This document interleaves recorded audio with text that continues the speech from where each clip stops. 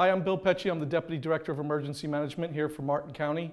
And what I want to talk to you today about is what exactly storm surge is and why we take such precautions to warn the public about storm surge and where you need to go or what you need to do should we order an evacuation.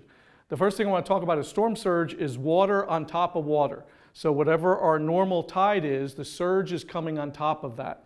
So if we expect 6 feet of storm surge, it's going to be 6 feet above whatever the water level is on the river or the ocean.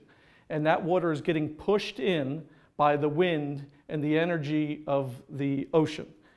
So that defines surge. And when it's pushing in over periods of time, it has no place to go, and that's what causes the surge to run up onto the areas where we live and work.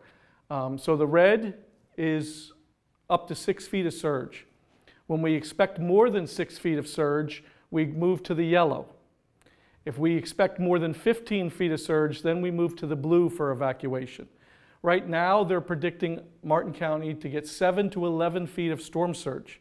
That means Hutchinson Island could be under 7 to 11 feet of water should the storm do exactly what they think it's going to do. And when that happens on the island, it then inundates inland and puts the yellow area up to 6 to 8 feet underwater.